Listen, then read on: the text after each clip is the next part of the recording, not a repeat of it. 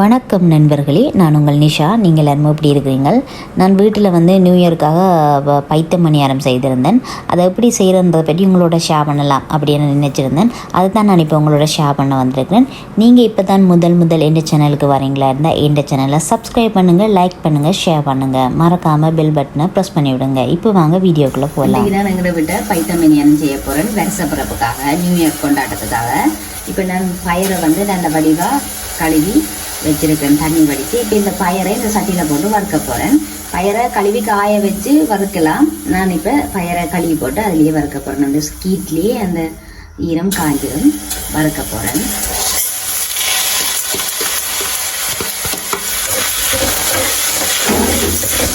நான் எடுத்துருக்கேன். இப்போ பயிறு வறுத்து வந்துட்டு பயிறு டக்குன்னு வறுத்துடலாம்.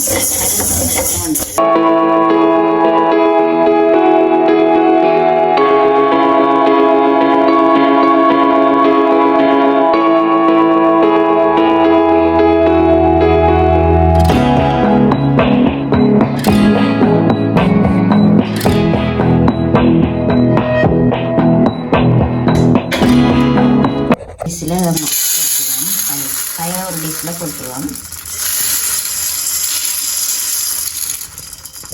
இந்த பயறு வறுத்த சட்டிக்குள்ளேயே பாருங்க, மிளகும் சீரகத்தையும் வறுக்க போறேன். இந்த மிளகு சீரகத்தையும் வறுத்து போட்டு அந்த பயரோட திரிச்செடுக்க போறேன்.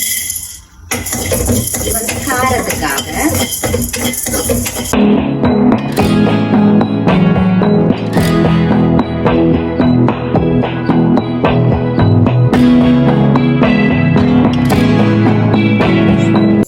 பயரோட இந்த சீரகம் மிளகா கொட்டுறேன்.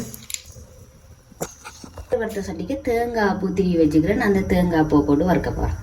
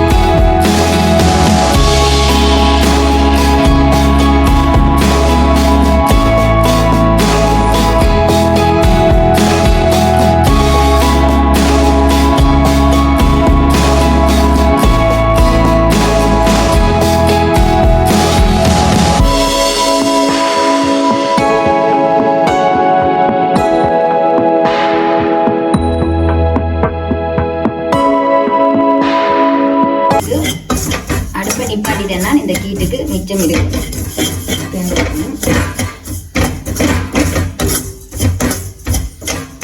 ஓகே, இப்போ இது ஒரு தட்டுக்கு மாற்றுவோம்.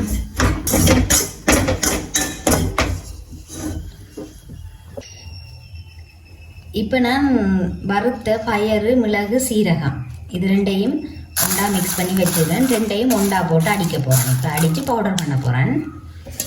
கிரைண்டரில் போட்டு அடித்து பவுடர் பண்ண போகிறேன். பயறு ஆயிடுச்சு.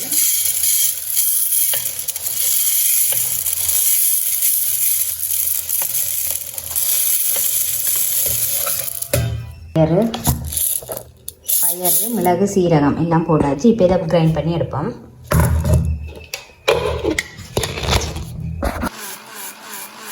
வறுத்த பயறு மிளகு சீரகம் எல்லாத்தையும் கிரைண்டரில் போட்டு நல்ல ஃபைன் பவுடராக அடித்து கொண்டு வந்துட்டேன். இப்போ இதை ஒரு அரித்தட்டில் போட்டு அரிச்சு எடுப்போம்.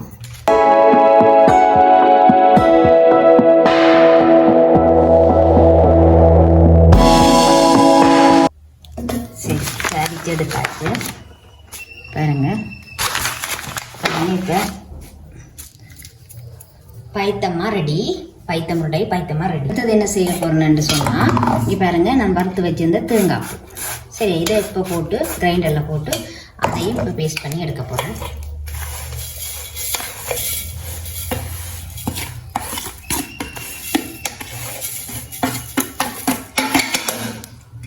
தண்ணி ஒன்றும் விடக்கூடாது, அப்படியே விட்டு அடிக்கணும்.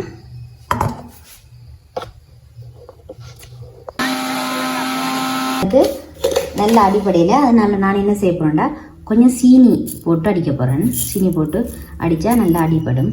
கொஞ்சம் சீனி போட்டு அடிக்கிறேன். நான் அந்த பைத்தம் உருண்டையை சுட்டெடுக்கிறதுக்கு அந்த பைத்தம் உருண்டை மாவில் துவைச்செடுத்து பொரிக்கிறதுக்காக நான் இப்போ ஒரு அரைச்சுண்ட அளவுக்கு பச்சை அரிசியை போட்டு ஊற விட போகிறேன். மாவு எடுக்கிறதுக்கு தண்ணி ஊற்றி ஊற விட போகிறேன். இது ஒரு 1/2 மணி நேரம் ஊற விட்டுட்டு இதை பவுடர் பண்ணி எடுத்துட்டு அதில் தான் அந்த பைத்தம் உருண்டையை துவைச்சி எடுத்து பொரிக்கிறது. அதுக்கு நான் இப்போ ஊற விட்டுருக்கிறேன். பச்சை அரிசியை ஒரு அரைச்சுண்டு எடுத்து தண்ணியில் ஊற விட்டுருக்கேன். நான் வறுத்த பயரிலிருந்து எனக்கு 1.25 சுண்டு பைத்தமாக கிடைச்சிருக்குது. இது ஒரு சுண்டு இதுக்குள்ளே போட்டிருக்கேன். இதால் அளந்தது. இது ஒரு சுண்டு, ஒரு கப். இது 1.25 கப் எனக்கு பைத்தமாக கிடைச்சிருக்குது. 1.25 கப்புக்கு நான் வந்து அரைச்சுண்டிலும் குறைவான எங்களோட அரிசிமா, நாங்கள் வறுத்து எடுத்த அரிசிமா, அதாவது அப்படியே அரிசியை ஊற வச்சு வறுத்து திரிச்சு எடுத்த அரிசிமா அரைச்சுண்டிலும் குறைவாக போகிறேன். 1.25 சுண்டு பைத்தம் மாவுக்கு நான் வந்து அரைச்சுண்டிலும் குறைவான அரிசிமா சேர்க்கிறேன்.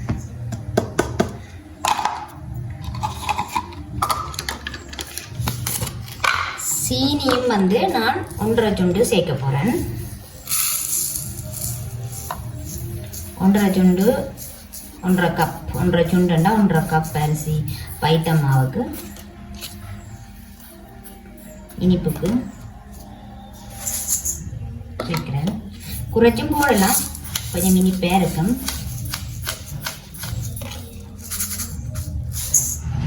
போட்டிருக்கேன்.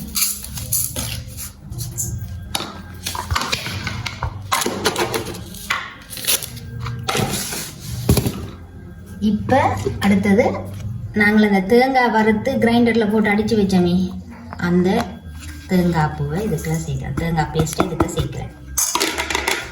இப்போ எல்லாத்தையும் ஒருக்கா கலந்து விடுவோம். சில பேர் இதுக்கு ஏலக்காய் பவுடர் போடுறவே, நான் போடுறதில்லை, நீங்கள் போடுறேன்னா போடுங்க. எல்லாத்தையும் ஒருக்கா நல்லா மிக்ஸ் பண்ணி விடுவோம் கையால். கரண்டிகளால் மிக்ஸ் பண்ணுறத விட இந்த கையால் மிக்ஸ் பண்ணுறது தான் சுகமான வேலை. வேண்டாம் வடிவம் மிக்ஸ் பண்ணலாம், எல்லாத்தையும் ஒன்று சேரும். நீங்கள் இப்படி இதை ஒன்றா கையால் சேர்க்கையே நீங்கள் இனிப்பு பார்க்கலாம். இனிப்பு காணுமா காணாதான்னு நீங்கள் இதுலேயே இனிப்பை செக் பண்ணலாம். இப்படி காணாட்டி நீங்கள் இதில் சேர்க்கலாம்.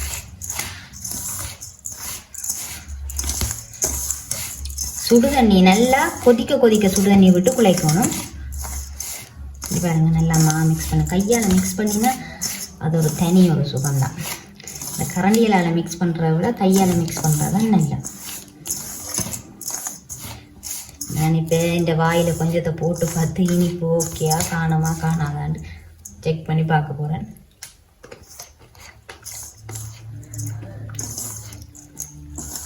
இந்த இதுக்கு இனிப்பு உரைப்பு எல்லாம் காணும். நாங்கள் அந்த மிளகு சீரகம் எல்லாம் வரைச்சி போட்டோம் தானே, எல்லாம் காணும். இனிப்பு உரைப்பு எல்லாம் சேர்ந்துருந்தால் தான் இந்த பலகாரம் டேஸ்டாக இருக்கும். இப்போ நான் நல்ல சுடுதண்ணி விட்டு குழைக்க போகிறேன்.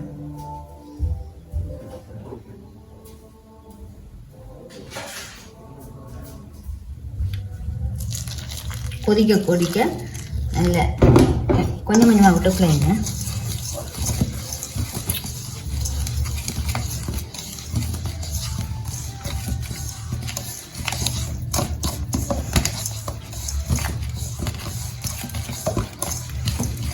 எனக்கு தண்ணி ஒரேடியாக விட்டுறாதீங்க. இப்போ பாருங்க, நான் இப்போ விட்ட தண்ணிக்கே குள்ளா போட்டு கொண்டு வருது.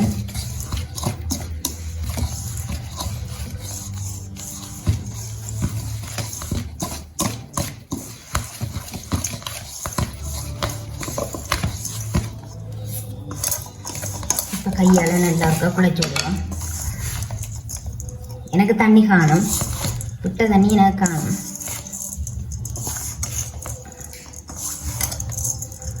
இனி தண்ணி விட்டால் குழஞ்சி போயிடும்.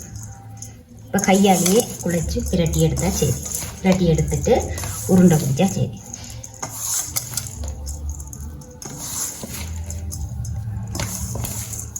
பார்த்தீங்களா, நான் விட்ட தண்ணியிலே குழைச்சி எடுத்துட்டேன். பிரட்டி குழைச்சி எடுத்தோன்னு வந்துட்டேன்.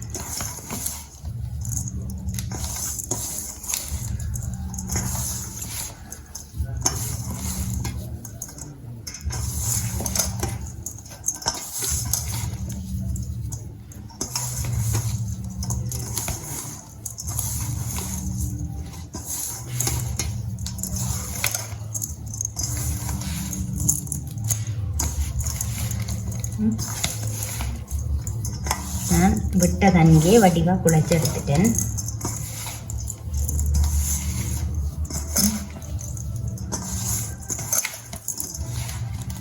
நல்ல பதமாக வந்துட்டு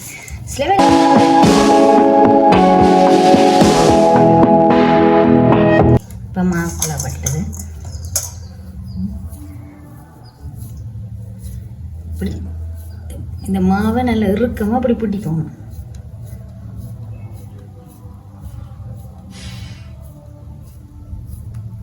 இறுக்கி பிடிக்கணும். எவ்வளோத்துக்கு இறுக்கி பிடிக்கிறோமோ அவ்வளோத்துக்கு மா வந்து உடையாது.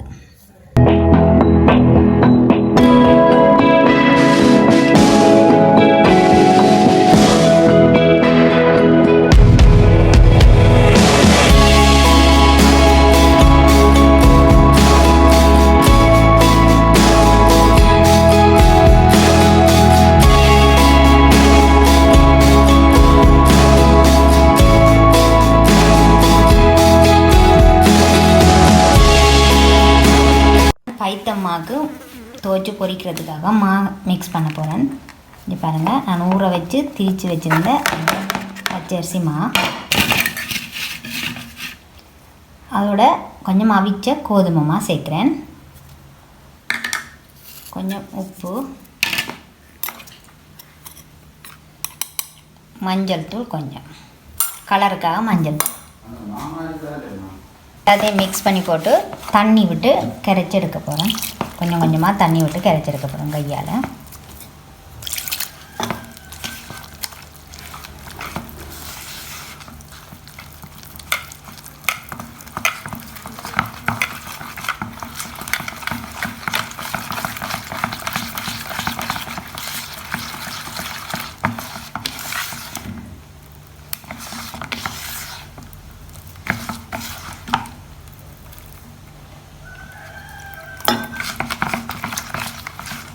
கொஞ்சம் கட்டியாக்கிறதுக்கு சொட்டு தண்ணி விடுறேன். சரி, இது சரி, துவைக்கிறதுக்கு இது சரி. கலர் கூட வேணும்னா கொஞ்சம் மஞ்சளை கூட போடுங்க.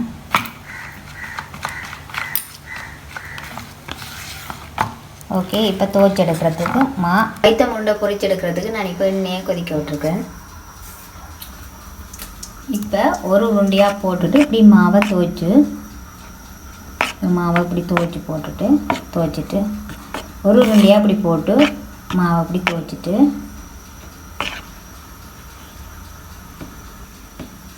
இப்போ எண்ணெயில் பொரிக்க ஒவ்வொரு உருண்டையாக இந்த இதுக்குள்ளே போட்டு இப்போ பொரிச்செடுப்போம்.